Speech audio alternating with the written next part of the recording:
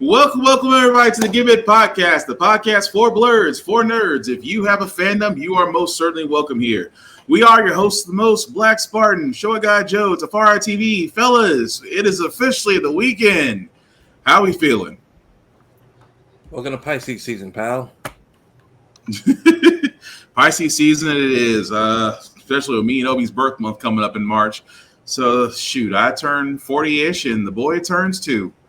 But 30. Joe, how you feeling? Oh, I forgot Tafari. You're a March baby too. 2 days. So, yeah, I was about to say you're a March baby. Joe, how you feeling? I made a lot of money. I had to spend a lot of money, so I broke even.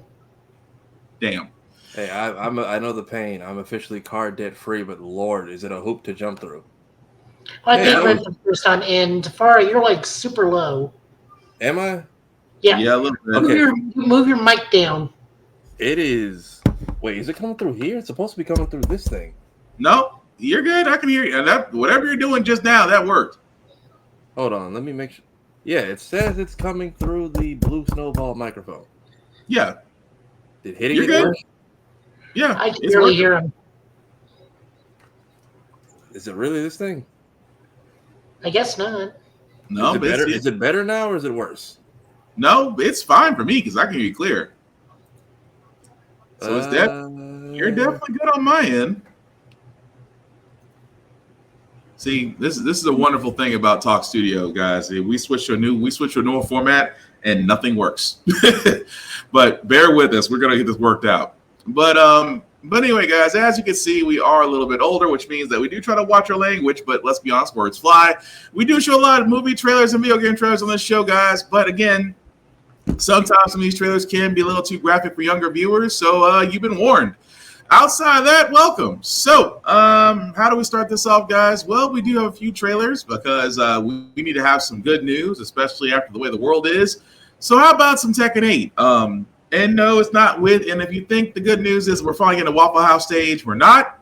According to Mr. Harada, although I don't know, he might have changed his mind. We don't know yet, but for right now, it's a solid no. But what we do have is another character being added to the roster, Anna Williams herself. And if you haven't seen the trailer, here it is.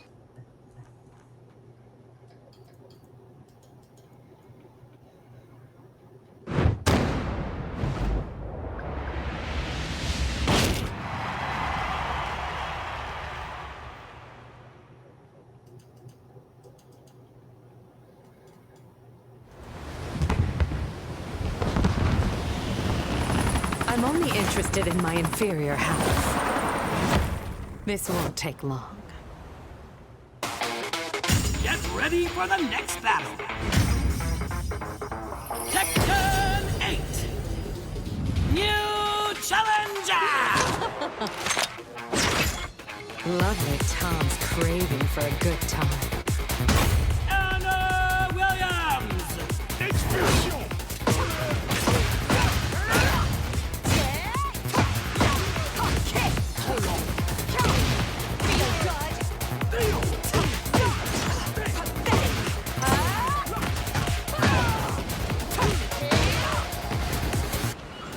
Nie mogłam się doczekać.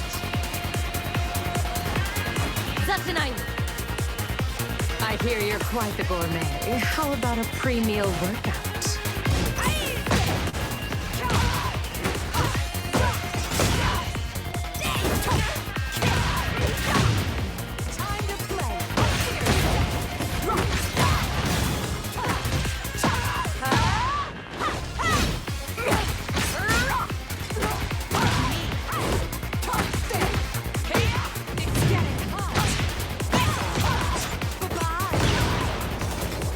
I'd love for you to taste my cooking sometime.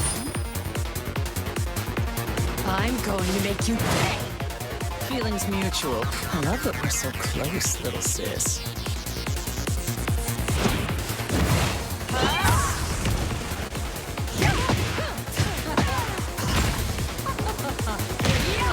Well done.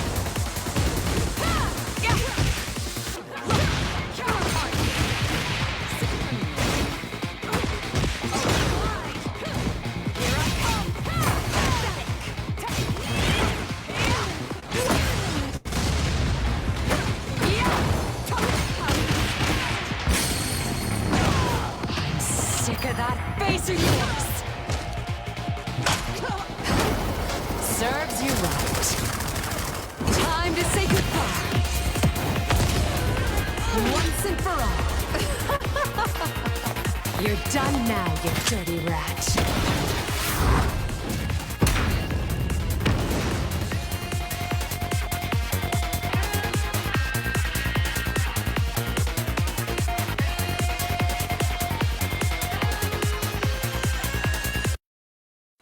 All right, guys, and that was the trailer for Anna Williams' gameplay. As you can see, she will be one of the new characters in Season 2. If you get early access, it'll be the end of March, but for everybody else, it'll be April 3rd of this year. So, fellas from the Tekken side of the world, are we not surprised that Anna still has rocket launchers, or does this make you want to play her just out of spite against Nina Williams? I was going to say, that's a lot of gunplay for a Tekken character. It really is. Although, I don't, the disrespect of getting slapped by a rocket launcher before she fires, that's just, I just feel some type of way about that. But, Joe, what do you think? You're muted, Joe. Typical Anna stuff. We just get old Tom, but we have a lot of characters in Tekken 8 using weapons now, in addition to punches and kicks, so this isn't new. It just adds a bit more reach to Anna and a bit more combo enders, I guess, now. Yeah. Although I do gotta give it to her. They did the combo system is still working for her.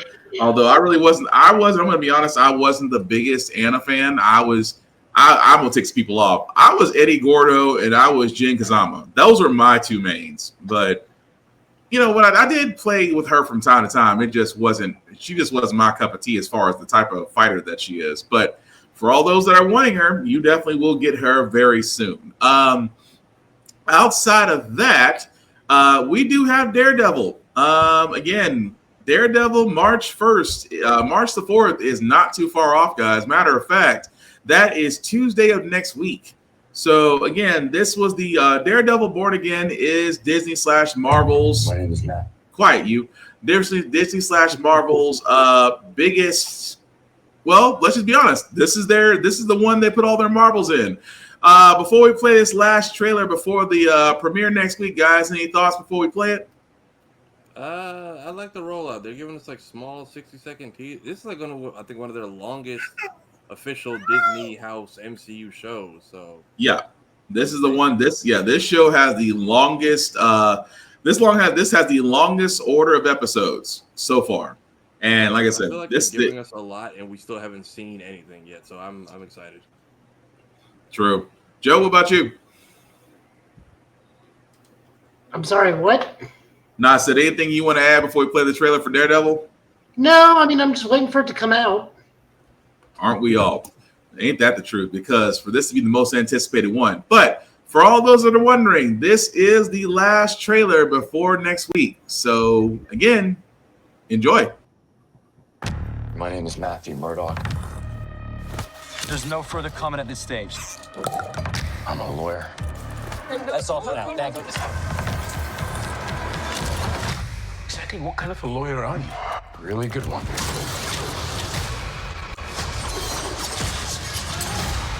Vigilantes are not heroes. Yeah. Daredevil Born Again, only on Disney Plus. Short, sweet, and to the point. Like Tafara said, they're not giving us a lot outside of what we already know. This is going to follow the well, let's be honest, it is following the Devil's Reign, where Fisk is mayor, outlawing vigilantism, along with actually introducing his own squad. We do see that John Bernthal's character, the Punisher, will be making a return. We do know that. We also know of another Daredevil alum enemy that's going to be there as well. So I guess before we get to Tuesday, guys, anything else we can add to that we've already talked about, or is it just that we just need to just hurry up and watch? I don't know. I'm curious to see who all set up here that we have to follow in a movie or a show. Mm-hmm. Who all comes back? And what exactly is going on with Fisk? Because he has this conflicted look in every trailer, like he wants to be angry, but he can't because of like the ending of Echo. I'm also curious if we see that character. That I'm blanking on her name, but if we ever see her again, I think we might see Echo again. I'm gonna be honest with you. I think we might see Echo again, just because of her connection to Fisk and the way that they had a kind of a moment at the end of Echo. So I think that conflict is going to come back into play. I think we are going to see her. I think we're going to see a lot of other ones come through. But yeah, I think the main thing is going to be I forgot the guy in White's name already. That's going to be he's going to be the problem, just because of the fact that he's basically Daredevil's kryptonite. The fact that I can't think of White Tiger or it's a certain name. I just can't think of it at the moment. Well, the dude who's a mutant? Yeah, well, the one that's in white that uses murder as his art form. I forgot his name. Yeah, he's a mutant. Muse. Thank you, Muse. That's his name. So he's going to be different just because he basically gives off nothing. So anything to Murdoch's senses, he's pretty much just invisible to it. So that's going to be an interesting fight. But outside of that, Fisk, and I'm going to go ahead and call it. I think we're going to see the Defenders somewhere in this. I think we are going to see Luke Cage. I think we are going to see Jessica Jones. I won't even be remiss to say we might even see Iron Fist. Hopefully improved. Hopefully. I stress that word hopefully. Yes, sir.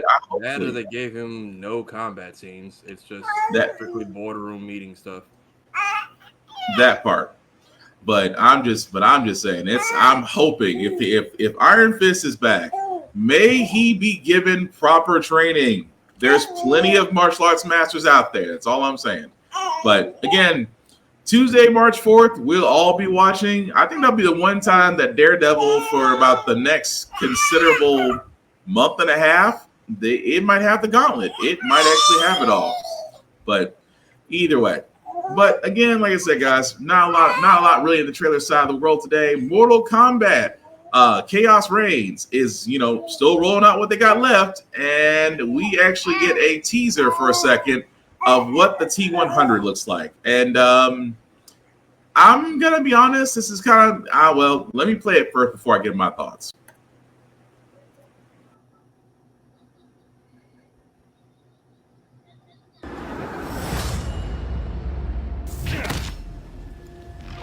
What a waste. Megastar looks on an asshole evil robot.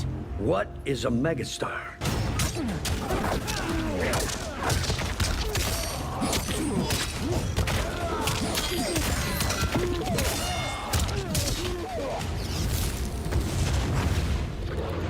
Finish him.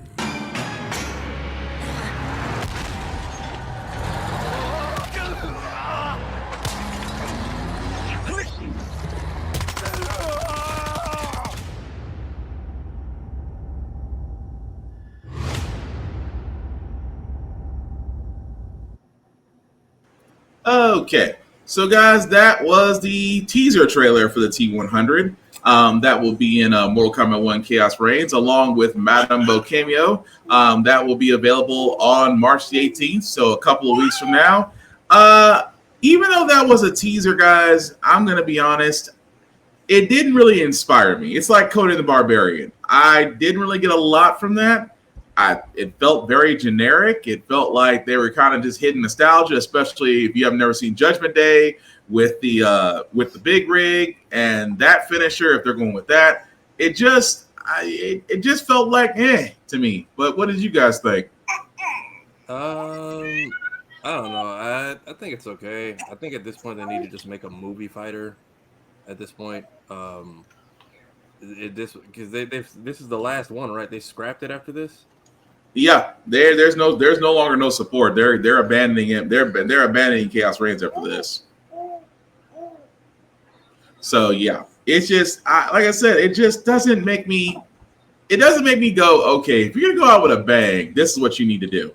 But it's almost like, okay, we're just doing this just to be done with it kind of thing. Does that make sense? Yeah. I mean, that's the thing I just get from that. It's like, okay, you had all these. I mean, don't get me wrong. The first time we saw the first combat pack, where you saw Homelander, Omni-Man, Peacemaker. Okay, we got excited for those. Don't get me wrong. But now it's like, okay, Ghostface, Conan the Barbarian, T-100. I'm sorry, T-1000. It's like you kind of gave up. I mean, that's what it feels like to me. It feels like he kind of was like, okay, we'll go through the motions, we'll do the high notes, the low notes, and then that's it. And I just feel like, okay, if you're giving up a Mortal Kombat 1 after Chaos Reigns, I understand it, but I mean, come on, Ed Boon and company. This is the time where it's like, we're gonna go with a bang, give us something. But again, I digress. Joe, anything else you want to add to that? No, not really. I mean, I know I'm not going to play it because I don't have Mortal Kombat. T-1000 doesn't really interest me. It's just Glacius again. Yep, I can see that with a Glacius skin. I can see that. Well, I mean, he literally has a Glacius puddle uppercut. Yeah, I agree. No, I'm not disagreeing with you. I fully agree. It's just the whole idea of it just feels like they're not even trying anymore. But again, that's what I get from that. But let us know in the comments what you think. Like I said, it's a teaser trailer. We might get a fully developed trailer along the way to where it's quite different. But for a teaser side of things, it just doesn't scream. It doesn't scream like y'all guys actually put your touch on this. But anywho. But we can move on to Pokemon, because fellas, I believe there was a Pokemon update that happened this week. Outside of a few mobile games, anything else y'all guys want to add to that as far as what was announced? All I saw was the game. Joe? What was announced? 2 mobile games. Pokemon stuff. Yeah. Sorry, it's been a whirlwind day for me today, guys. You're good. You're good. AZ, they got my favorite starter, so we all know who I'm going with. Yeah. Emboar for the win on that one. Apparently, this is a sequel to which one was it? Not Black and White. I think Arceus was the last one. Yeah, what Arceus? It looks like a sequel to the actual mainline game. Oh. You lost me on that one then, because Arceus was the one I remembered. Dang, that game came and went. What was it? Diamond and Pearl. Now Zuri. What now? What? No. Like, this was a sequel to Pokemon X and Y. So apparently they're like renovating the city after the big giant bird of death tried to nuke the city. So they're rebuilding it or renovating it. A lot of people, and the main giveaway on the sequel is AZ has his third Pokemon that came back to him and is now running a hotel. Okay. Oh, okay, I did see that. To where yeah, people were like, what makes you think it's a sequel? Because his Pokemon's back. Because in the game, he was searching for that Flabébé for like the whole game, because it was the thing that died during the war that he used the machine to resurrect, and the Pokemon never forgave him for that until it did. All platforms join. So that happened. Wow. Okay. Sorry about that, Joe. Nintendo don't start on cease and desist and stop the whole podcast. Nintendo said no. I was about to say Nintendo heard you, Joe, and said, "We wish you would." So you need to stop spoiling the game. Mm-hmm. Well, I guess that's a sign to play the trailer now, because Nintendo came out of nowhere and said, "We wish you would." So this was a game that they did mention during the conference. It's called Pokemon Legends Z through A.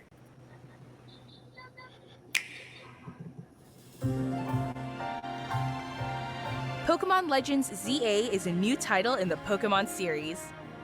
The story takes place in Lumio City, the largest city in the Kalos region. Prism Tower stands tall at the center of this city of beautiful vistas.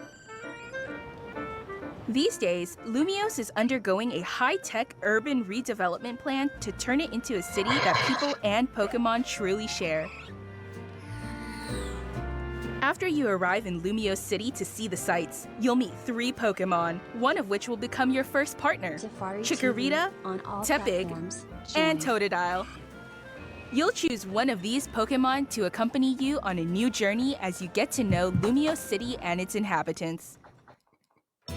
Here are some of the colorful characters you'll encounter. When you arrive in Lumiose, you'll meet a new friend and ally, either Urbane or Tawny. The hotel where you'll be staying is run by AZ. You'll also meet his partner, Floette. Lumiose's redevelopment is being managed by Quasartico Inc. You'll become acquainted with the company's CEO Jet and her secretary Vinny. The different people you meet will make your time in Lumiose all the richer.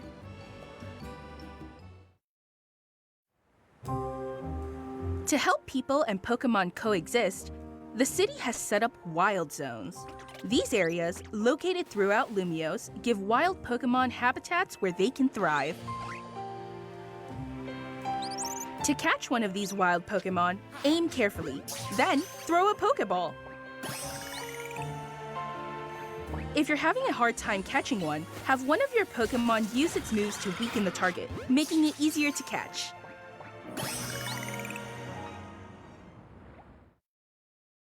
This game offers a style of Pokemon battling not seen in previous titles. Moves can have a longer or shorter reach, or different areas of effect. So choose your timing and positioning carefully to gain the upper hand. Lead your partner Pokemon through battles and dodge incoming attacks. Swap Pokemon if you need to and find the right moment to unleash a move. What's more, certain Pokemon can go beyond evolution by undergoing Mega Evolution. When a trainer's Keystone resonates with the Mega Stone held by their Pokemon, the Pokemon will do more than just change shape. It'll unlock a new level of power, turning the tide of battle in its favor. As Lumiose continues its transformation into a city that belongs to both people and Pokemon, who knows what kinds of encounters and experiences will await you. Pokemon Legends ZA, coming late 2025.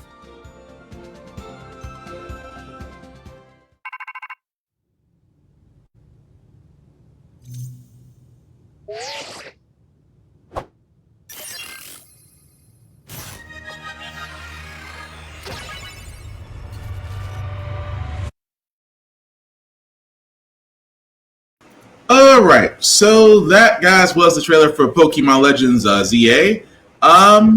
Fellas, what we thinking? Worth going after, or is it kind of the wait and see kind of variety? Very random on the starter selection. Probably gonna go Totodile. Joe? Well, we had Cyndaquil last time, so people need to get over themselves. So we get Tepig this time. What? This is an outrage. You get a Totodile. That's all that matters to people. There. I get mine. I get Tepig, meaning I get to make Mixbor. Combat looks more fun now that we're able to literally move out of the way of things. Yeah. That's a fair point. But go ahead, Joe. I'm just looking forward to it. I thought this was going to be a Switch 2 launch game, but I guess not. Mm-hmm. No. Which does beg the question, what is going to be the game for Switch 2? Because if not this, and not a Mario game, which usually it is, or a Zelda game, which again, that was Breath of the Wild, but it does kind of make you wonder, what game is going to be the flagship game for the Switch 2? Luigi's Mansion 4. Plumber Pirate Paradise. Try saying that 5 times fast. Probably not. It'll be a new WarioWare game.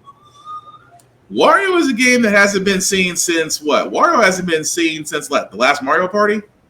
I think the Wario doesn't do anything without his group now, so proper Wario game. I don't think we've had that since GameCube. Oh, wow. You're Where his probably big thing was doing like the spinning pile driver on stuff. You're probably right, because now that I think about it, it has been a while since we've seen a decent Wario game. So you actually might be on. You actually may be onto something on that. I feel like there was a WarioWare for the Wii, maybe. Let me see. That's a good question. Wario Land and WarioWare Smooth Moves. I don't know if the Wii U or Switch got any titles. It might be on the Wii. It might have been on their channels. It may have actually been on their channels, and honestly, it's the first I've ever heard of it, but you wouldn't be wrong. But either way, I'm still waiting on Nintendo to give us another. Well, let's be honest, I'm still waiting for Star Fox, but I think that ship has sailed. Star Fox is never coming back. Because every time Star Fox comes out, it's the same game as every other Star Fox game. You can literally take the main three and just repackage them. I mean, you could leave Adventures out. I don't care. But the other two, you can take 64, Adventures, and Assault, because that is those three. And what was the other one? The one that was it was a DS game. It was top down flying and no one played it. Tactics? I don't know if it was Tactics. It was called something. Star Fox. Hold on. Basically, the game had like multiple endings and gave lore to all the characters. But it's Star Fox Command. Are you talking about the 3DS one that came out, or the DS one that came out where it introduced Wolf Squad? Yeah, Command is the one. Star Fox Command, then. Okay. We don't talk about Command. Command had. But yeah, you could literally take those three and just HD fix them or make a show. I mean, you can do a game differently, but like I always said, Star Fox 64 to me was the best one because you had the awkward, you had water missions, you had land missions, you had air missions. So to me, that was as good as it gets. Now, I wish I could have played Assault. I never got a chance to play Assault. But Command, I did kind of skip that because that was a kind of a tactics turn thing that I really wasn't a fan of. But I digress. But either way, like I said, another Star Fox game wouldn't actually hurt. But before we do get to our Shrek 5 and Dragon Ball Z Kakarot's, just some quick news that we just need to go ahead and go on through since we got it. First and foremost, DC is effing up again. The reason why we say, guys, DC is effing up because they had something that was great and in the pocket, and they kept saying it's going to happen, and it didn't happen. But really quickly, DC is closing 3 studios, and also the open world Wonder Woman game that we thought we did. Say what, Joe? You mean WWB? Yeah, Warner Bros. WB. Well, that too, but Warner Bros. Game Studios. So we do, like I said before, the Wonder Woman game that we saw back at the Game Awards on 2021. We thought it looked great. We were hype about it just because it was different. And now we are being told that Warner Brothers has canceled it along with the 3 studios, Monolith Productions, Player First Games, and Warner Brothers San Diego. They try to say the excuse was the project faced troubled development with little updates over the years. Now, here's my thing, and I'm going to say this very clearly. You could not have had that many doggone problems. I mean, if we could have, let me start this way. If we could have Marvel's Avengers on the PS4 and Xbox, and for lack of better words, it was fine. Although updates and skins and other things kind of made it run horribly, but it still got out. We had Marvel Spider-Man and Marvel Spider-Man 2, both critically acclaimed games that people still play. Both of those came out.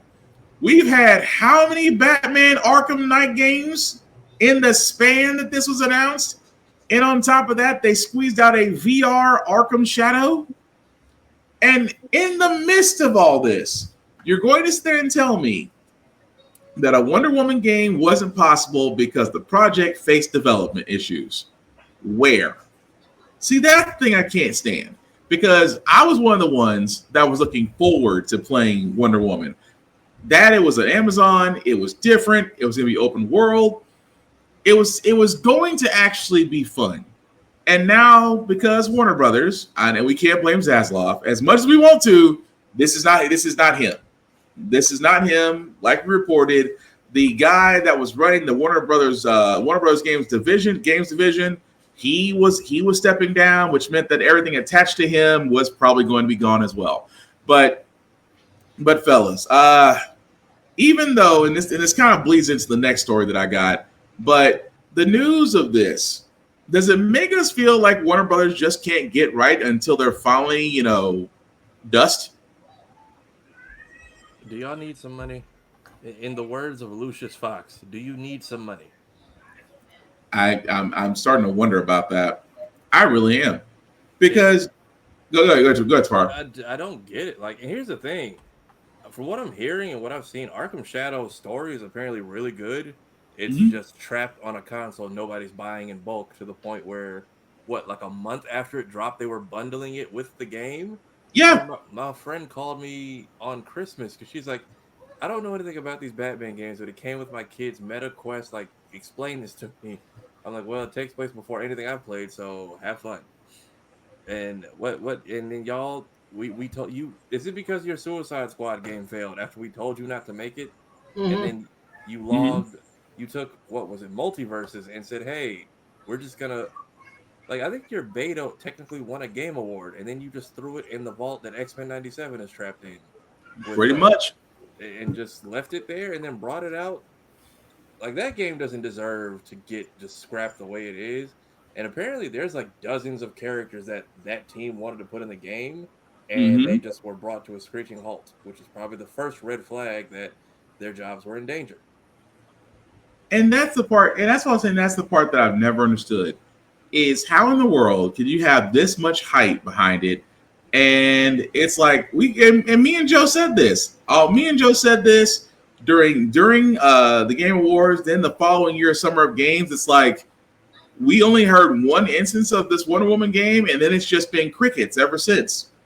And that did make us worry, because usually there should be some updates. It's in progress. We have a development. It's in a beta form. You don't get anything. So that kind of signaled like, okay, there is a problem, but there really isn't. It's just like what is it? Now, I'm gonna throw this question out there before we move on to the other part of the news that I have on this. Why is it that independent labels, even some companies under Marvel, can do what Warner Brothers cannot figure out how to do themselves? And I mean, I can't say it's not money, because there's plenty of money out there with all the stuff they've cut. But what could have been the problem outside of just zero support?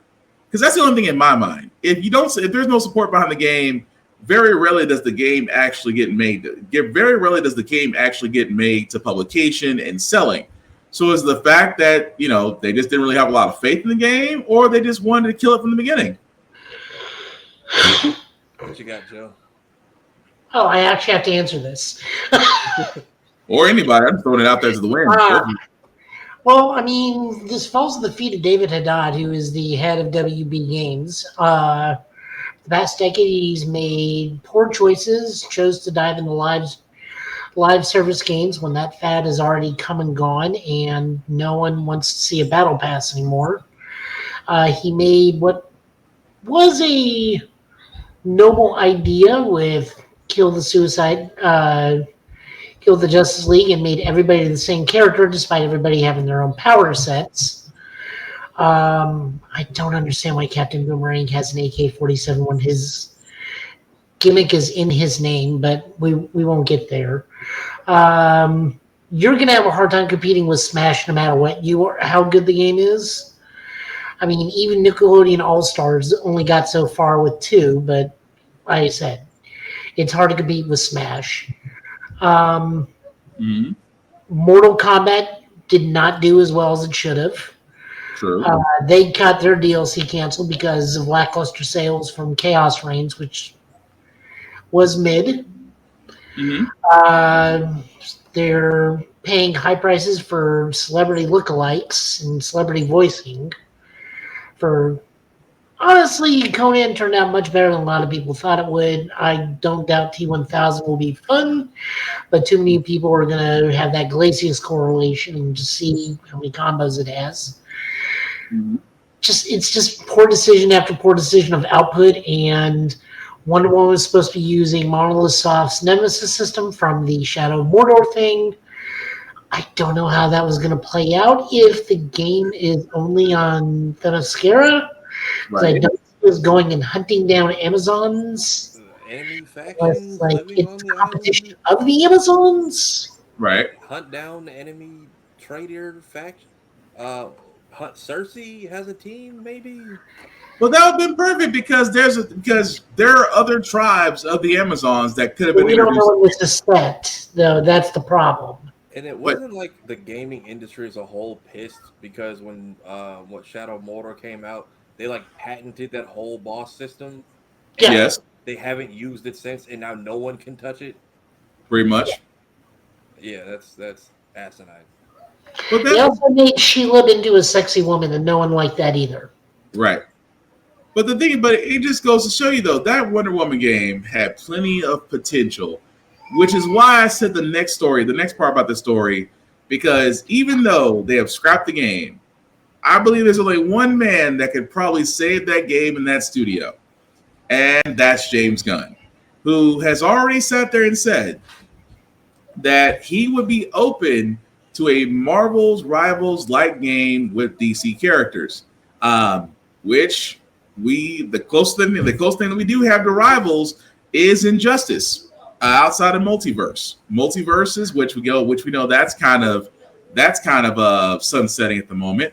But with Injustice, which was probably Warner Brothers' best example of a fighting game with DC characters, I guess. But Gunn could possibly save Wonder Woman if he chooses. But I throw this question out.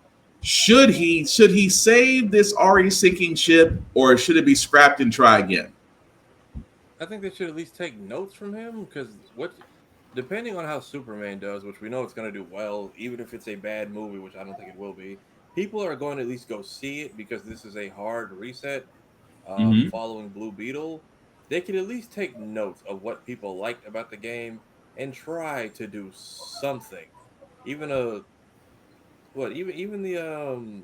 Flash, the Adobe Flash fighters on CartoonNetwork.com used to do good. So I don't know what they can do. They need to do something that isn't what we asked for, or not what we asked for, because Multiverses should be fine. Arkham Shadow's still getting support. Thankfully, it's found its base. If they are doing a Batman Beyond game, you better hurry the hell up. I don't know what's going on. At this point, it's a game of, is it going to turn up a profit, or is it a tax write-off? That's the new game. Fair point. Joe? Honestly, I'd say wait and see what it gives us. The Nemesis system sounds cool, but may not be the thing for Wonder Woman. We just don't know what's coming down the line. We need to see what the new Wonder Woman's going to be like first before putting a game out. Because remember, the way James Gunn wants this is whoever is cast as that character is that character in all forms of media. Yeah. True. So we need to see who Wonder Woman is before we start thinking about saving the game.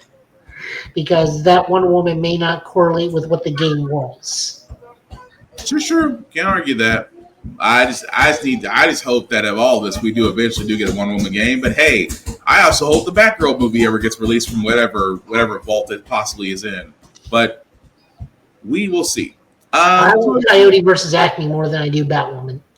Batgirl. Look, I will take both. All I need is somebody just to step away from the vault for 5 minutes. That's all I freaking need. But some other two pieces of news before we get to the rest of our trailers. Keanu Reeves, outside the fact of saying that never say never to another John Wick movie, has announced that he is working along with the original writer of Constantine, that they are working on a script for Constantine 2 after basically getting a green light after a pitch to DC Studios. Now, again, it has been quite a while since the first Constantine movie. Of course, Keanu Reeves playing the infamous Hellblazer himself. I do have to ask this question because even though I still say Constantine was a great movie, no disrespect to Matt Ryan, because Matt Ryan killed it as Constantine, even on his... Constantine. Say what? Said Matt Ryan is... Fair. I mean, he did kill it on the NBC show before NBC decided to cancel it a little too early, in my opinion. And he also did great on DC Legends of Tomorrow. Now, my question being to you guys, because they are writing the script for Constantine 2, even though I think it's been well over, I think I want to say at least 10, 15, maybe 20 years. I'm not exactly 100% sure, but I know it's been over 10 years. Would people watch a sequel to the original Constantine, or is it just too far, too gone, or should you just have Matt Ryan do it? I think you could do, especially because like in the animated movies, it's technically the same Constantine in like all 14 universes. So I think you could take Constantine and make him our anchor. You could literally say like catastrophic or just magic shenanigans. He keeps ended up in like the same alternate versions of the same world, and he's been through what, the Dark Knight. He's been through the Snyderverse. He's here now. I feel like Constantine was received poorly, but I feel like with age, I feel like everyone's come to appreciate that film. Fair. Joe? What was that look? That was a... I choose not to believe any rumors until James Gunn comes out and says yes or no. Mm-hmm. Because you know he will say yes or no. True. He will. So that's why I'm just like, let's wait till he says something. No, there's nothing wrong waiting on that. I'm gonna be honest, just add my 2 cents. I would watch it just because, again, the first Constantine wasn't bad. I mean, I thought they did a very well done approach to it. I would love to see a sequel, but I would also love to see Matt Ryan somewhere in it. I would love to see Matt Ryan and Keanu Reeves look at each other and be like, "You seem familiar," or give me something that lets me know that you acknowledge both sides of the coin here. According to the comics, Matt Ryan is Constantine, and there's only one Constantine across the multiverse that doesn't look like him, and it's Keanu Reeves. Like everybody all across the multiverse, it's Matt Ryan. Yeah. Yeah. And don't get me wrong. Which I think is hilarious. It's only those two. But that's what makes me think that, okay, if you're going to pay some homage to it, I mean, like I said, Matt Ryan, he kills it. Keanu, when he was doing it, I thought he killed it too. That's why I was like, it would make acknowledgement that you're acknowledging both worlds that are existing. But again, like Joe said, it is smart to wait for the head honcho himself to give a word, but he's kind of busy on Supergirl, Woman of Tomorrow, along with the Lanterns, along with a possible Teen Titans movie. He's got his hands full. But again, hey, it doesn't hurt to reach out to James Gunn and see if he says yes or no. I'm planning to do that after this. But the last piece of news, guys, before we get to our trailers, Moon Knight. For all those that are wondering, or you have every time I wake up, stick it in your head.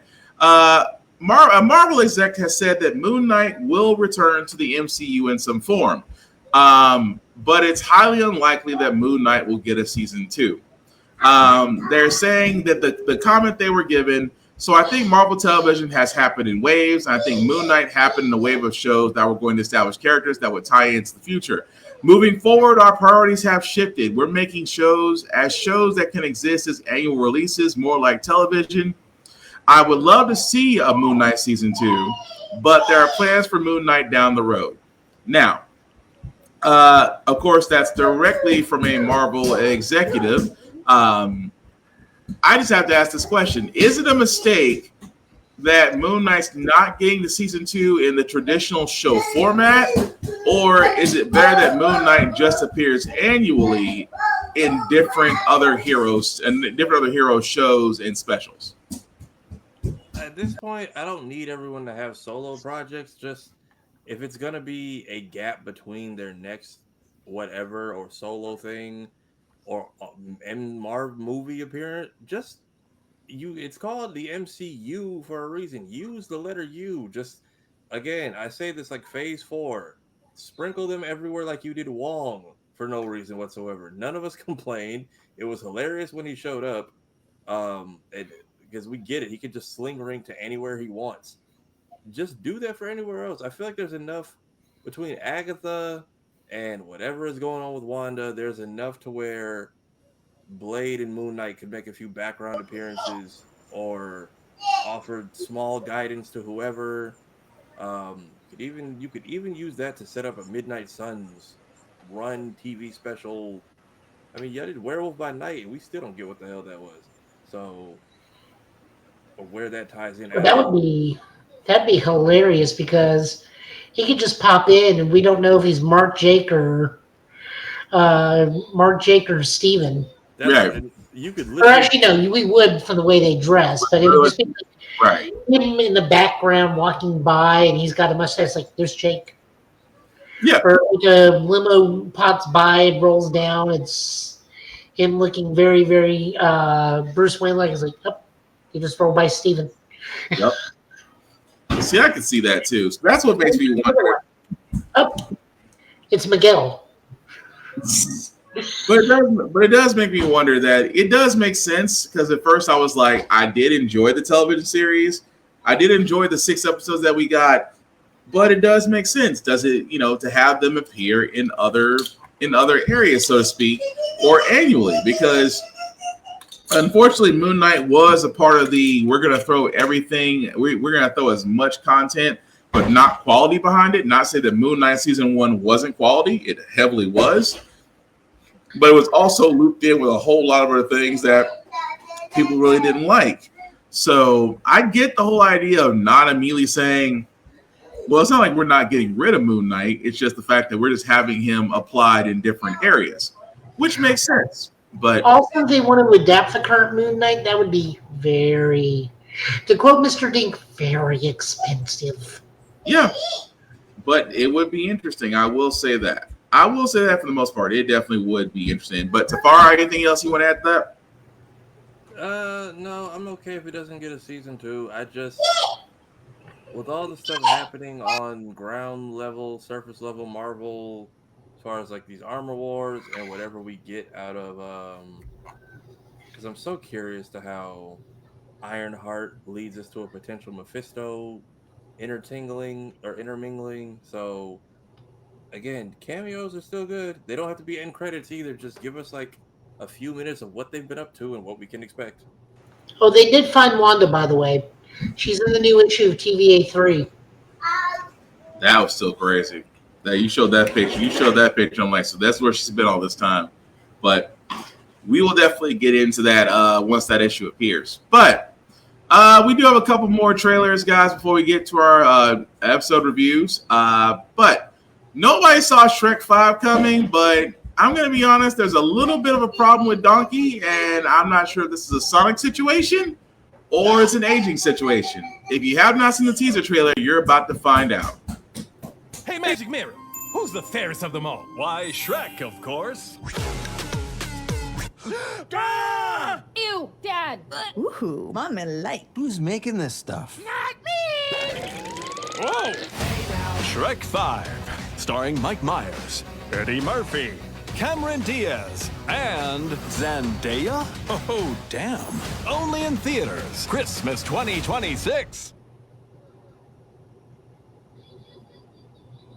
Okay, there's a reason why I'm stopping it here, because a lot of people, outside of the fact that Shrek 5 is coming out, and that's great, and that's nice, but a lot of people have a problem with the way Donkey looks, Eddie Murphy's character, to the point to where they're thinking of doing the same thing they did with the first Sonic the Hedgehog movie. to where they basically bullied the studio into sinking more money in and drawing Sonic right. Now, I'm throwing this out there. Is this a Sonic situation to where we all should band together and say Donkey deserves better, or are we trying to say that Donkey has actually aged? Donkey has aged because every movie moves the timeline forward. Right. So if this, taking into account that there are like supposed to be 5 Shrek kids, if they've all gone and Zendaya's the last baby to leave the house, then technically, no, Donkey's old as hell by now. My thoughts exactly. Tafara? On top of the fact that I guess the models were the same, but the animation was different for the last 2 Puss in Boots movies and the show. So, and even in those, he mentions he's basically been away from far away for a long time. And at the end of the last movie, it shows them going back to the kingdom, which is like a teaser for Shrek 5. So, and I get it. I didn't think anything was wrong, and I didn't notice it was an issue until people said something. Somebody said Donkey looks like Kai Cenat. There was... Damn. Yeah, I think I don't think it's a big deal, or it could be a bait and switch. They could be doing this on purpose and going back to the old models, because clearly they understand the memes. They have them on the little scroller, and his old face model is, even Shrek's old face model is on the magic mirror. So I think Fiona has, I think, crow's feet if you look close enough. So it's not going to deter me from seeing the film, but I do see everyone saying, like, can we pull a Sonic and get this fixed? And as a Sonic fan, Godspeed on your endeavor. I can't guarantee this always works. Nope, I can see that. Joe? I said he just looks older. He's older because he's more into the future. And honestly, I'm okay with that, considering the fact that he had kids of himself with a dragon. So, of course, it's going to be different, which I'm surprised that, well, it's a teaser. I'm pretty sure those kids are going to show up. But as you see, guys, Shrek 5 is coming out. Will be available this Christmas. We'll probably see more trailers as it comes out. But the last trailer that we do got, guys, actually ties in with our Dragon Ball Daima final episode and series. Fellas, I'm going to leave this up to you. Do y'all guys want to talk about what happened in the last episode first, or should we play the trailer for the DLC? We can save the episode for after the DLC. At this point, rest in peace, fighters. I think they just forgot about you. Yeah, they really did. Because they've said Xenoverse is ending like 18 times, and they keep making DLCs for it. But Xenoverse will never end. There's never going to be I'm okay with that. Like, same thing with Destiny. They're just going to keep stacking on top of the original game. But Kakarot, I think, is what people have wanted for a long time. It's like Budokai 3, but they just keep adding steroids to it. So now they're going to add a whole separate realm. I'm fine with it. I'm okay with it too, but it just, like I said, it depends on what's actually going on, especially with that. But I know DLC Volume 1 ends. That's the most obvious thing. True. Which, again, if you have not seen the trailer, the DLC trailer for Dragon Ball Z's Kakarot, it does go through the Demon Realm. But let's play the trailer first before we get to our episode review.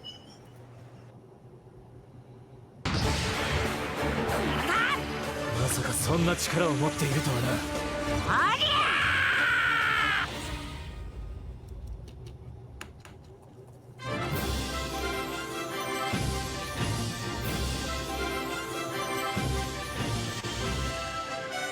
ここが大魔界か。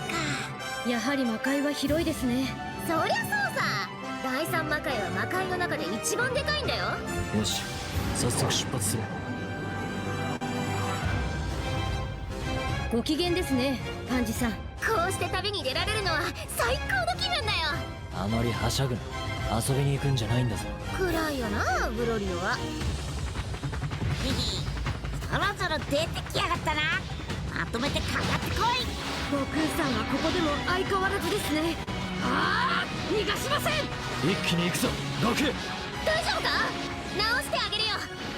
キュー、パンジ。ハメハメ。 全く知らない土地だから何が起こるかワクワクするな。あんたと俺、そんなに力の差がある。悟空もすごいけど、グロリオもすごいじゃん。やるなゴリラ。ほら楽しくなってきた。思った以上に長い旅になりそうだ。よし行くか。はいじゃあ行こう。大冒険の始まりだ。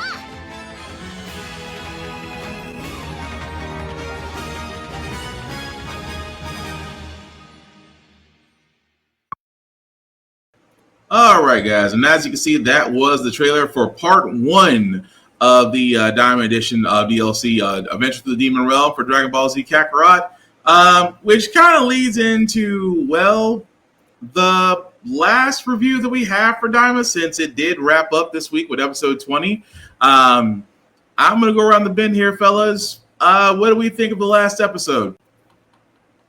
They were very much on some, hey, gave you everything you asked for. Figure out the lore for yourself. Okay, bye.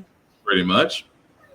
They really did kind of just sit there and just let you just hang out there with it. But said, we will let you have fun. I gave you what you want. As I leave, feel free to argue amongst yourselves for eternity. Yeah, that's the crazy part. But Joe, what did you think? Great way to honor him on the day of his death. Mm-hmm. Ending the series same day he passed. Mm-hmm. The ending was probably the best part. The fight was gorgeous, but this was much better story wise than it was than the last couple episodes, where it's just been really pretty to look at, but very lacking in story. And not having a lot of unearned story elements to it, but this one was really good. I loved how it wrapped up. I love the after credit sequence, which was hilarious. We got those for sale. I sold one a long time ago. Give me a deal since they don't sell well.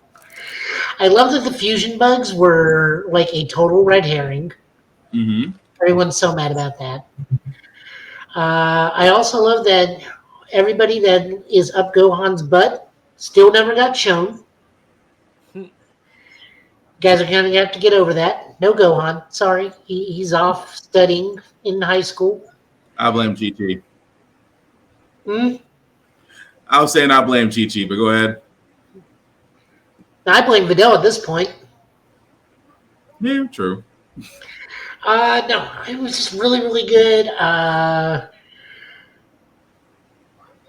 Goku saying he could have turned Super Saiyan 4 without Neva's help is kind of BS. Again, Goku is a dick. Well, it doesn't make any sense because he's like, oh, I've always had this. Like, no, it was clearly shown that you got a power boost from Neva. So Neva gave you this form. He just said, you just got used to it. You didn't ask pull it out of the room for no reason. Yeah, I was training really hard after Boo. I'm like, that's it. You were training so hard you can grow your tail back whenever you want? I was hoping to see Tails come back at all or pass the energy to Vegeta so he could do it, but I blamed both their transformations on... Now, remember, he's not Super Saiyan 3. He's Ultra Vegeta 1. Oh, right. If they make that, because I've still played the mobile game, if they make that a playable card, I will laugh my ass off. Oh, it's coming, Dokkan. You know it is. I will put it this way. I sat there and said it beforehand. Goku sat there knowing that he can go Super Saiyan 4. This is how I know Goku. Goku incessantly puts people's lives in danger just to see what he can actually do. Goku is a freaking menace. Now, he did have a Kamehameha so powerful, punch through all 3 levels of the demon world. True. I thought we were going to get a Dragon Fist and finally make that canon, but that never happened. That's what I thought he was doing when the last Kamehameha. I thought we were getting a Dragon Fist. I got excited, but puncturing the hole through that, yeah. No movie only. I thought we were finally going to get the red Kamehameha that we always get in the video game. That would be interesting. The red Kamehameha. The old games, they differentiate the 10 times versus the normal. The 10 times was always red. Yeah.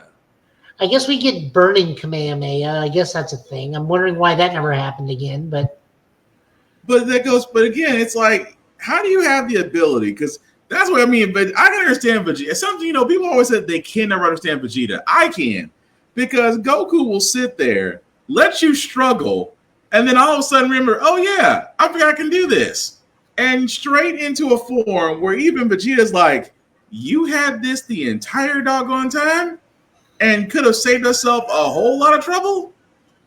I can understand why Vegeta's angry now. Because Goku holds off on stuff. I think he could tap into it, but it wasn't until he got the power boost from Neva he could like fully do it. Yeah, I fully blame Demon Realm energy for that, because even the Super Saiyan 3 transformation, it was very much when he showed up, it was like, well, since they both like to fight so much, and then suddenly they were both able to pull it off. Mm-hmm. Yeah, but we actually saw Kid Vegeta constantly working out in the background during the opening of the series. Yeah. So I believe he was training non-stops ever since he saw Super Saiyan 3. The other thing is we need to talk about the best character in this whole series, Ku. Yeah, coming in clutch at the very end with the book. Man. That man earned his title. That's all I'm there and say. And suddenly has a brain just at the end of the show. It's like the most. No, he's always had the brain. It's Dude that's the dumb one. Yeah. Okay. No, Ku even like, when he fights the dumb guy, he's like, "Yeah, I can't beat him, but I can run errands for you real fast. And I can remember things." I fully was expecting someone to jokingly come up and literally just knock, knock, knock, and just call it a day. And sure enough, that's exactly what he did with the book. Yeah. The thing that bothered me about that is they're in the middle of a beam energy ball beam struggle. Why did Piccolo not just jump in right then? Mm-hmm. I don't know either. Especially if he can stretch, you don't even need to physically be there. Right. But I mean, we got Ku, which is great, and then making everybody a minister. But everybody that he makes a minister like has a good reason for being a minister. Hey, that's the best way. That's how you open up a King's Court. He's like, everybody was here I could trust to do this. And then, you know, of course, we see as they're imprisoning him, we see the other guy. I can't think of his name to save my life right now. No, my favorite part was what is his name? The dude with the hat. He had the belt. Oh, the guy who's been driving them around the whole show. Yes. Yeah. What is with him and all the awkward line deliveries? No, but I love that how Ku asks, like, does anyone else want to be a minister? Me. Okay, no more ministers. He made sure to get. The quota was filled. I'll give him that. But no. But you guys are right. This was a nice end. This was a nice ending to Daima. It needed to just be a one-shot run. I still hope that we get the Moro arc. I still we get the Moro arc just to wrap up Super, because I think one of the goofiest things. I still think we should get that arc just to wrap up Super. Why? So you guys can start complaining about it midway through? No, look. There will be full-on arguments when Super Saiyan Susanoo comes out. There was already that in the manga, but I very much am here for, and please don't skip past it. I get it. It's the Saiyan Saga Forever show, but like, let the Earthlings have their moment. Like Yamcha getting his redemption, everybody get it. The fact that like you couldn't just superpower your way out of this, you actually had to learn other techniques and stuff. I think Yamcha's going to be for the forever whipping boy. I think he will never go. That's the thing. He wasn't for one saga. He actually got like a redeeming chapter. So in a way that I always kind of hoped they would do if the Saiyans ever came back, it would probably be like, hey, same challenge that Raditz offered Goku, 100 bodies, or we're claiming this place. And the Z Fighters all got to fend off one territory by themselves. They pretty much made each person a general with their own squad. And that was actually pretty cool. Until Moro comes up and it's like, hey, superpowers are cool, but magic is still a thing. And I saw a little bit of it here in the Demon Realm, which I fully take as the excuse for everyone's power-ups. I fully believe Namekian magic is what helped. And I also like that he at least opened the door. Yeah. Like, hey, if any other scattered Namek out here want to come home, we'll give them that option because we do have another one out there who's in the Granola arc. True.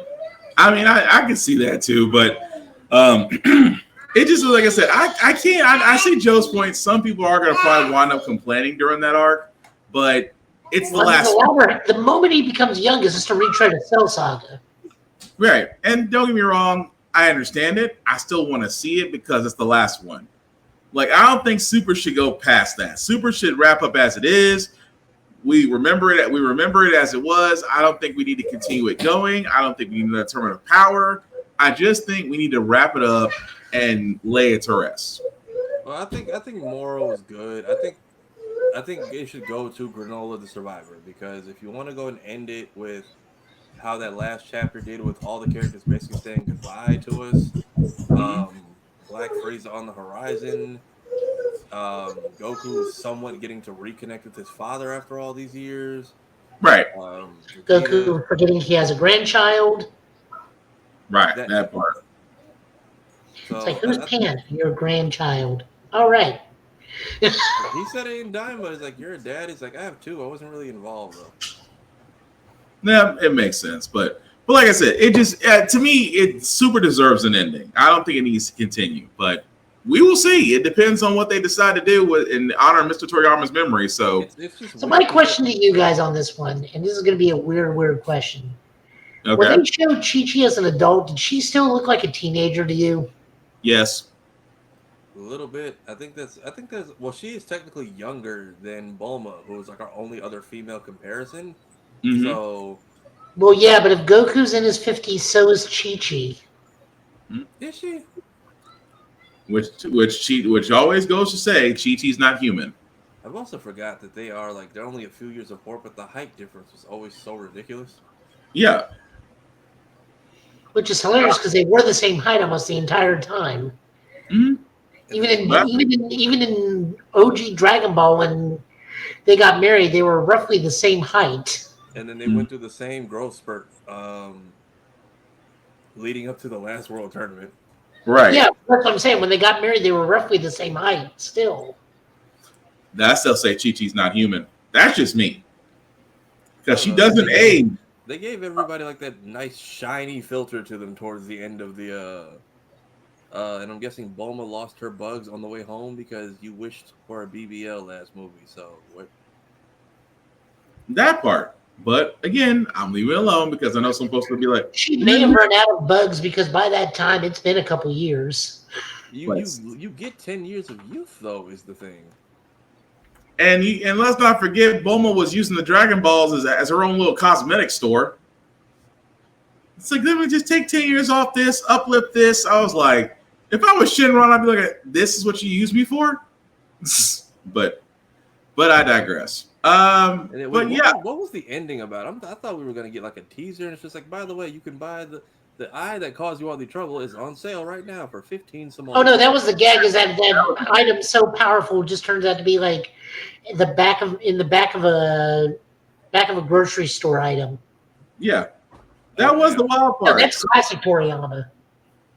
Something that destructive can be found in your local convenience store in the Demon World and the Demon Realm. Still funny. Like, on it.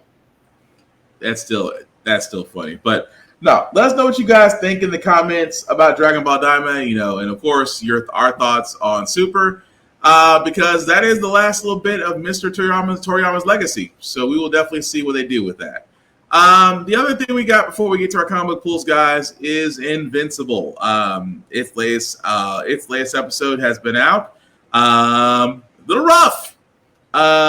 rough with the introduction of Powerplex and his obsession with getting justice against Mark and his father, even to the point to where this man literally put high capacity diodes in his body to where his wife was hitting him with a sledgehammer to make him be able to withstand punches from Invincible. Long story short, Powerplex does eventually find Invincible and uses his own family. And I should have said trigger warning before I started this. Powerplex uses his own family to draw Mark out, and intended to fry Mark, he barbecued his own family to where it enraged him to the point to where he was going to just basically crash out. Mark was able to stop him, although Mark the whole time was trying to save him. But I think Mark understood a little bit of what Cecil was trying to get to him at the end of the episode. But Tafara, what did you think of the latest episode of Invincible? I know a lot of people weren't fans of it because they just want to get straight to the Invincible War and Conquest and all this other stuff. But yeah, it's a humbling episode I think we've needed for a while, because this entire season has been in obsession with like the prison industrial complex. Pretty much. But especially because like he really couldn't do anything to Mark if he wanted to after multiple attempts. But he just kept escaping so that he would have to go and keep dealing with him. And it just became kind of repetitive. But yeah, the end result with his family ending up like that was the saddest part. And I kind of felt it coming. Mm-hmm. Same with Rex. Good Lord, death flags everywhere. This is good. Your life is between him and Shrinking Ray, because she's not supposed to be around. Like, one of you is not. Life is going too calmly for both of you right now. And then whatever the hell Rudy's up to, that it's also sketch as hell. Yeah, it makes me think that the beginning of the end is coming. It's like with this Invincible War coming up, it does make you wonder exactly who's going to be around, because this is also written by, keep people forgetting, Robert Kirkman was writing Invincible, so he also wrote The Walking Dead. Please do not assume everybody is going to live. I'm just saying. But this was a nice episode because we left Alan and Omni-Man back on the ship where Battle Beast is still currently fighting, so hopefully we'll get back to that.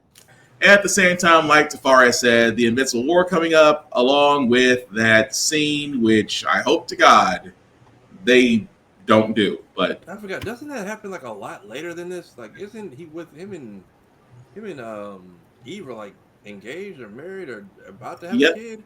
Right along with the Conquest War. So right along it happens. Yeah, it happens in Conquest. I was gonna say it's like weird. I don't know. When I try to like read up on the comics, it's such a headache because it's like it seems all over the place. Yeah. So, I don't know. I'm curious to how much time is about to get covered in these last two episodes. That too, but also I'm not gonna lie, it freaks me out to think exactly what they may do. But we will find out because this season 3 is not too far off from wrapping up. But yeah, let us know in the comments what you think. So not a lot this week, guys, because again, slow week. We're going into March, outside of March Madness, and a lot of us having birthdays and whatnot.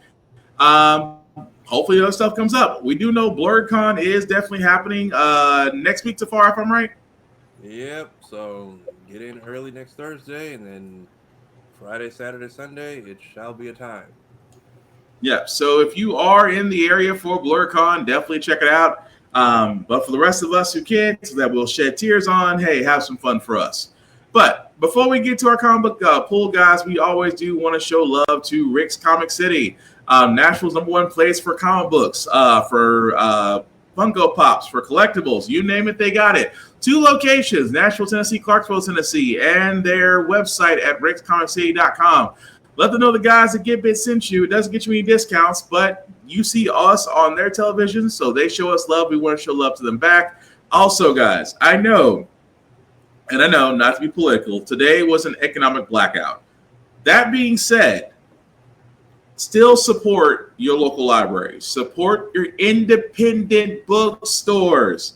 Please, oh please, avoid the national chains if you can. But you do have mom and pop bookstores. You do have mom and pop comic book stores. You have your libraries to where everything is kept up to date, even video games. Libraries carry video games.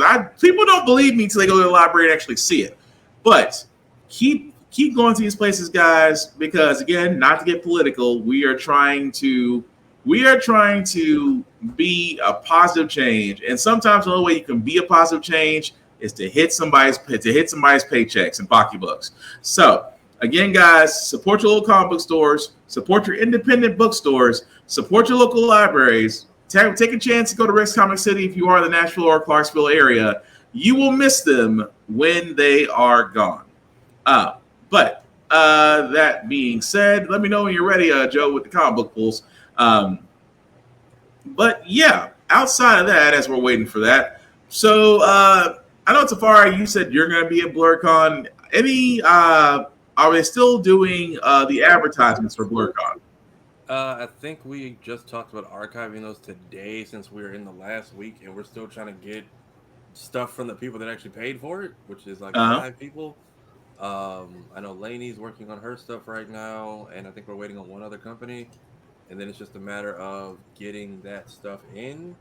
We're just going to archive it for now. We'll probably bring it back for whatever the next event is rather than just throw it away. So, yeah, I think we paused on purchases, just await the final production, waiting to get stuff so we can make thank you posts and banners and all that good doodad stuff. Gotcha. Because I was about to bring up the tier system, but hey, since that's sunset, next time, guys, definitely join us here at Blur Station. But Joe, I do see that you have your stuff up, sir. So whenever you're ready.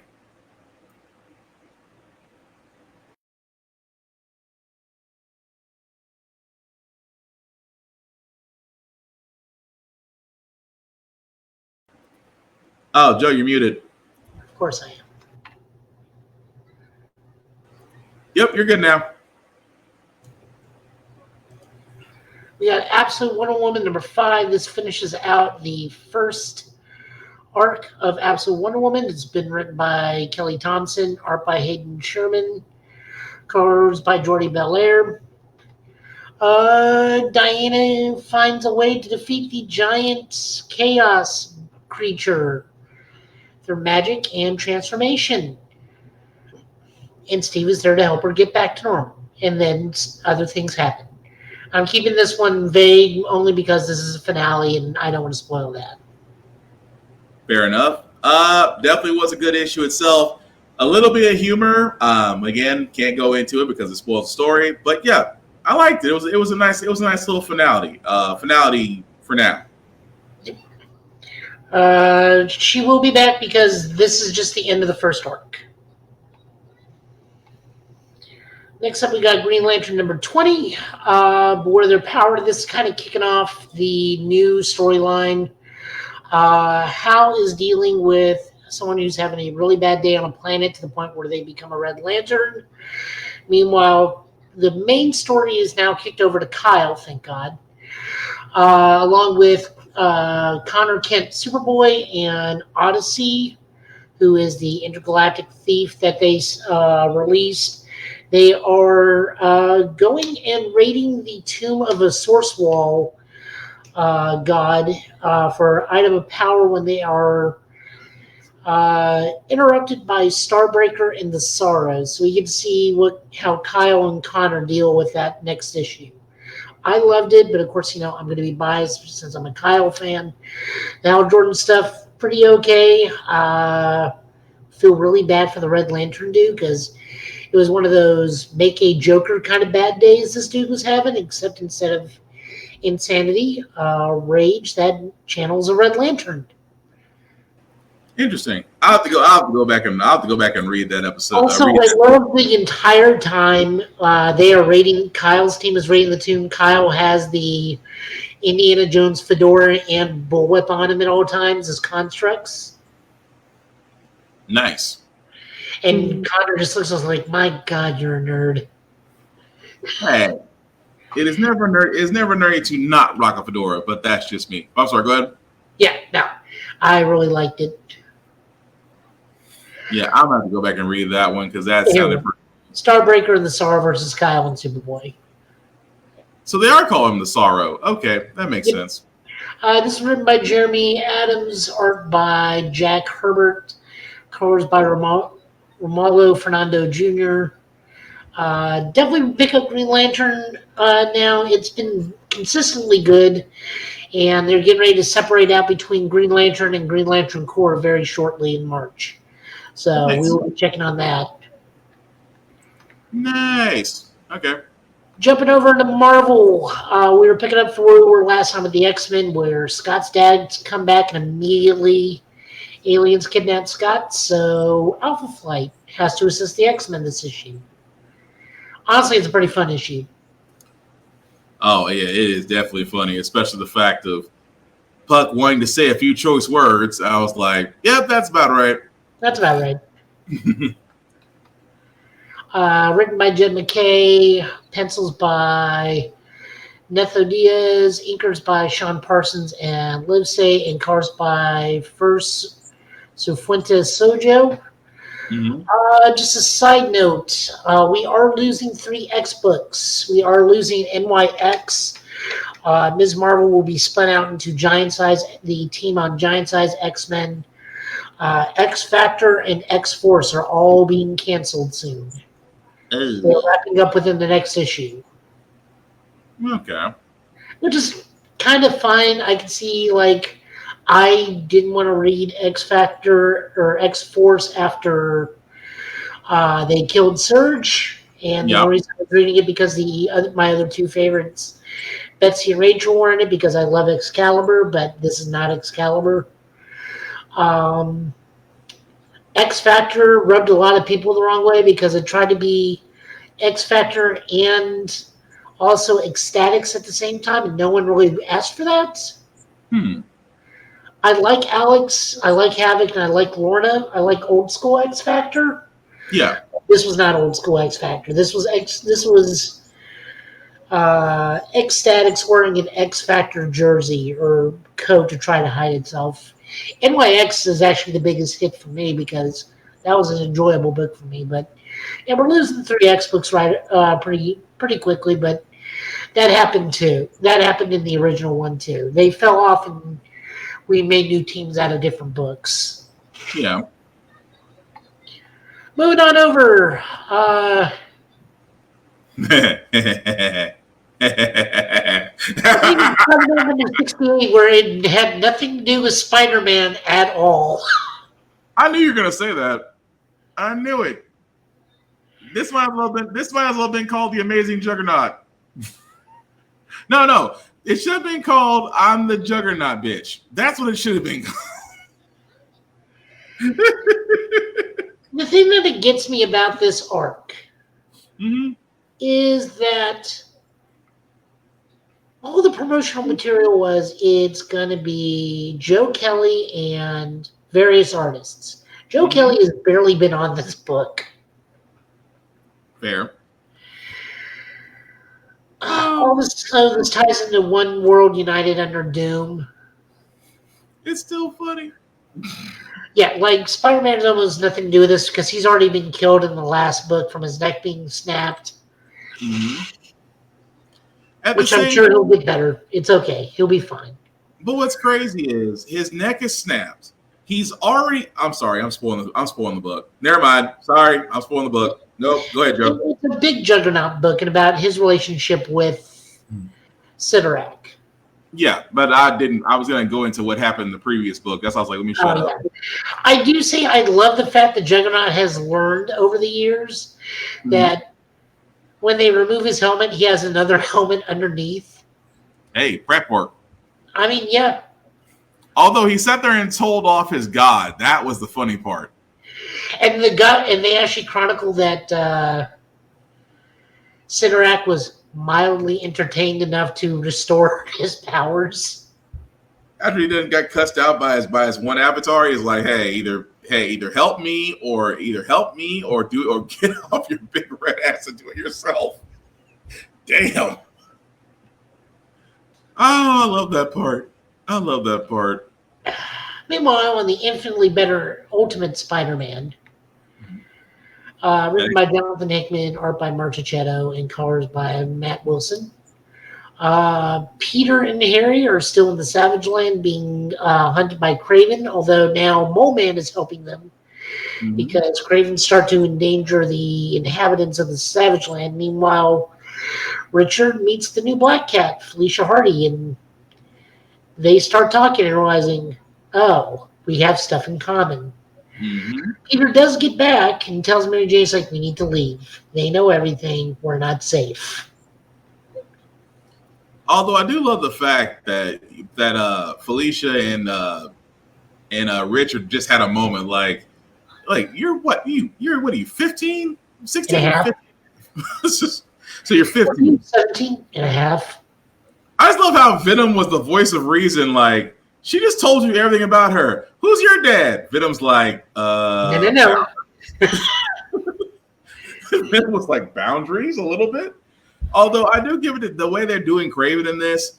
This Kraven in this story would have been a lot better than the Kraven in the movie.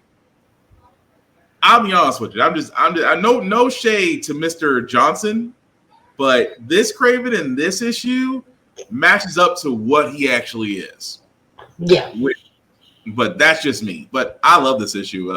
Love the fact that Spider-Man just realizing his Spidey sense, but not realizing his Spidey sense. That was interesting. Moving on over, we're looking at Radiant Black. This is written by Kyle Higgins and Joe Clark, art by Eduardo Frigato, colors by Rod Fernandez. This starts the new chapter for Radiant Black. We are picking up from the Cataclysm War. Marshall's just trying to live his life as a superhero and as a single dude. He just tries to go through the motions. Although I love the fact that now there's a different. And again, if you actually didn't read the Radiant War, highly recommend that you do, because there's a lot of background story before you get to this, because this goes to a whole nother arc. So definitely, if you have not read the war, I forgot what they called it. Help me out. Thank you. If you have not read that, I highly recommend that you do, just because it will clear up a lot of stuff. Otherwise, this story already, I'm liking it, just because it's a different arc. But then again, ever since Joe introduced me to Radiant Black, I've never had any complaints about the series. Yeah. But no, it's good. I definitely would recommend anybody to read it.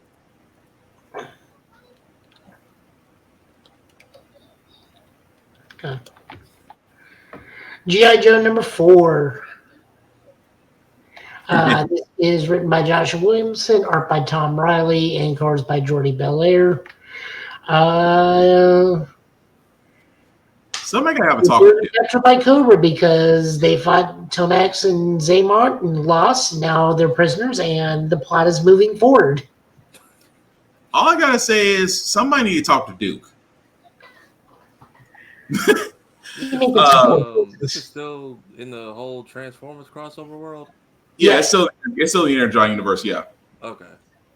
But I'm just like, the whole thing, and we got them where we want them. I'm like, you surrendered because of you didn't want human casualties. Okay, cool. You then got brought to the Mars Foundation, to where now everybody's like, what's the plan here? Because we went from fighting them to now on our own, and you have Duke the whole time saying we got them right where we want them. Where everybody is looking at him side-eyed like, they got us at gunpoint, outgunned, outmanned, and Cobra Commander is literally about to monologue. Sir, you're going to have to explain this one. But no, it's building up to the next issue, I know, but it's a little hard to fathom, Duke, where you're going with this. Just some smidge. Mm-hmm. And then we're running out tonight with Power Rangers Prime number 4. This is written by Melissa Flores, art by Michelle Ying, and colors by Fabian Marquise. Lauren is given her abilities to morph. The rest of the team has to decide what they're going to do with their lives, because they are also caught up in a security breach involving the Eltarans. Meanwhile, Laura is fighting the VR troopers, and the rest of the Rangers are given their powers and figuring out if they're going to follow Rita or not. Also, Bulk is there. Interesting. Still trying my hardest with this one. This has actually been pretty cool, because like the VR troopers are now scheduled to get their own book, which I'm happy for. Don't get me wrong. I think that they should get a shot at their own series.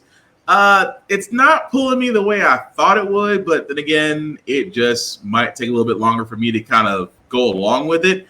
But Still not put. I mean, it's not to the point to where I'm like, okay, it's not for me. It's just kind of waiting for my gotcha moment, if that makes sense. But still would highly recommend because, again, Power Rangers series don't get as much love as they should. So highly would recommend anybody out there, if you were on the fence about it, at least give it a good 3 issues before you make up your mind. Plus, this is a different kind of Power Rangers. This is like in a world where it's a crime to be a Ranger. But if you're a trooper, you're on the right side of the law. Which is still weird. I want to know how they're going to play the big bad Beetleborgs in this. You know it's coming. No, honest to God, I really do want to see what they do. If they can find some way to incorporate the Beetleborgs, because like you're incorporating the VR troopers really well in this. Right. Because they're like glorified shock troops that the government is sponsoring. I would be interested myself, but we'll see. If they do Beetleborgs, I'm just curious how it's just gonna be interesting. I'll just leave it at that. Maybe it's the Riot Squad. Damn. Maybe. I mean, not wrong. You wouldn't be wrong. They keep saying the VR troopers can't do it, bring in the Beetleborgs. Make them kind of like peacemakers. Maybe they'll put him in his, they'll be put in his DLC and Rita's Rewind. It could be. You know what? You know what? Now that I think about it, Tafari, that possibly could happen if it works out that way. Because didn't they add Mutant Mayhem? They added like one of the Battletoads, I think. Yeah. I want to say Rash got added. Let me see. Who do they add in here? Wait, no, I'm not Mutant Mayhem. Shredder's Revenge. They've only ever officially crossed over with Masked Rider in the show. Yeah. Because the Beetleborg was just the Shadow Borg and the Green Beetleborg as a costume, as a mutant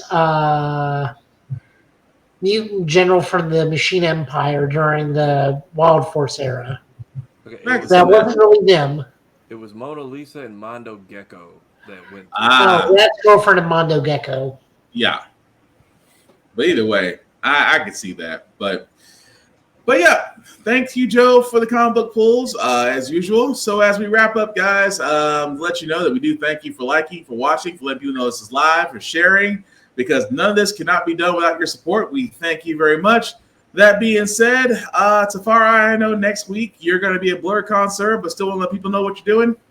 Yeah, I have a lot more free time the next few days. Gonna try to get through Sly Cooper 3. I also played the Stanley Parable the other day. What even is that? It's Severance the video game from what I've been told, and whoever's the narrator, I think you deserve an award for how much of a smart ass you are. Yeah, trying to get through Sly 3, couple videos dropping the next few days. Second to last episode of the Convention Survival Guide is tomorrow. Dragon Ball tribute that I put away a year ago drops tomorrow. Because I did one a year ago, and you guys sent me so much stuff afterwards, I felt the need to put it on a different one. Another video dropping on Sunday. I'm trying to think what other stuff I got going on. Yeah, and then BlurCon next weekend. We just announced some of the people from the upcoming Ianu cartoon will be there. Janelle Monáe will be there promoting a project.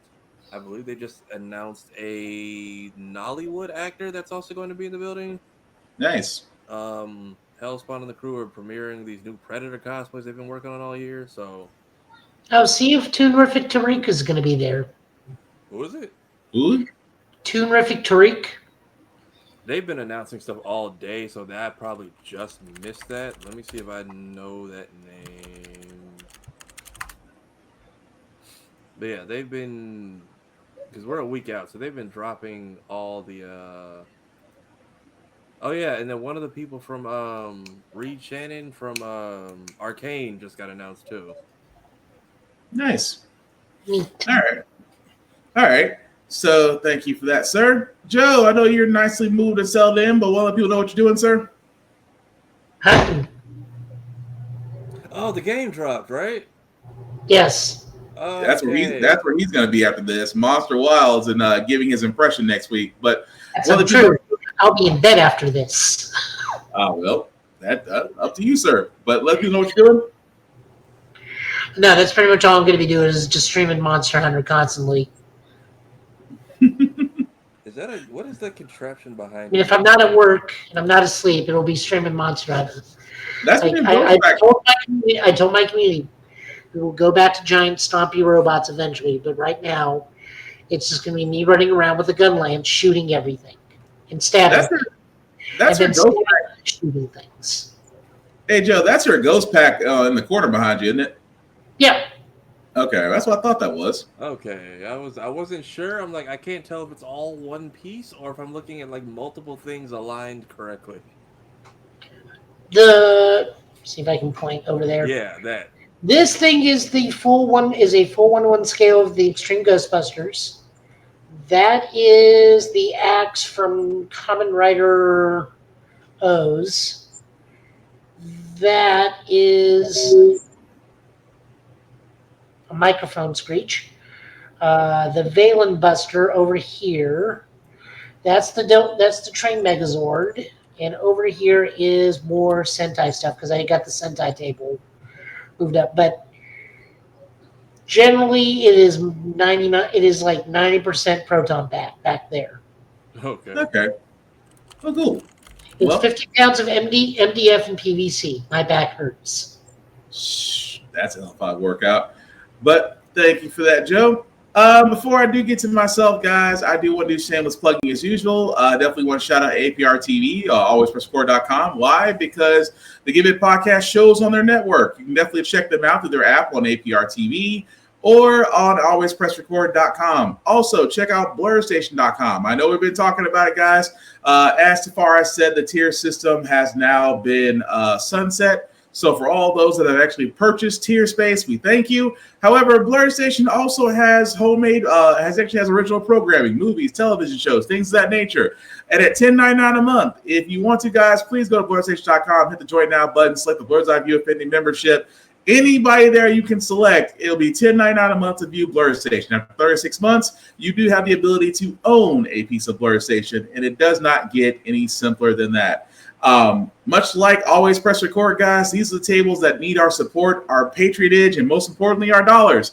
Not Tubi. Tubi's well worth over $100 million, but Tubi is also owned by the same guy that owns Fox. And right now, he is happy about our content because our content makes him rich. We should be able to do the same thing for ourselves. So definitely check out blurstation.com, check out Always Press Record, because again, these are the tables that we ask for to where your items can be seen. Now, as for myself, guys, please follow the Get Bit podcast. As the name says right there, please follow the Get Bit podcast on Facebook, on YouTube, and on Twitch. It'll have its own name very simply. Of course, myself, Black_Spartan615, also on the social where you can find me as well. Talked about everything, guys. Just, again, don't make it weird. I don't want to block people. I don't have to go through the whole thing route. I don't think I'm not that famous yet, but be nice, be kind, don't be weird. Outside of that, I will hopefully be joining everybody else very soon as I hope to get my capture card and video set up because I do want to re-enter the fighting games, competitions and shooters and things of that nature. Now that I have a little bit more time, now that the kiddos are getting a little bit older. So hopefully when all that gets set up, I will give more information as that comes along. But yes, we are still in the middle of an economic blackout. So please, guys, shop small, shop independent for now if you can. I understand situations. I understand, if you got kids, make sure they get fed. Completely get it. But shop small because right now the independent scene is where we need to be at. These national chain stores, things of that nature, they can take a day. Just being honest with you. Outside of that, guys, I do have the simple rules I have for myself because, like I said, BlurCon coming up, which means con season is kicking back in high gear again. 3 simple rules. Respect the cosplayer at all times. Please wash your ass, guys. I cannot tell you enough that we are still in the middle of a flu and cold season, and now measles. So again, wash your ass. Again, please take care of yourselves. Clean clothes, clean hair. Help us get the germ count down because I have kids. My kids are walking petri dishes, which means if they get sick, I get sick. So do us all a favor. Be clean. And the last rule that I have for myself is I have for everybody else, guys. In a world right now, and I mean a world that is completely cold, be nice, be kind, talk and share your fandoms. Don't be a dick, and we'll all be cool. But as we wrap this up, guys, for us to call it a wonderful evening here, again, the last things I'll say, guys, is please check on your loved ones. Do something for yourself for peace. Do something that makes you happy and smile. At the same time, band together. Go out, touch grass, whatever you want to do. But do it nicely and do it kindly. And again, share your fandoms. Fellas, anything left to say before we call it a night?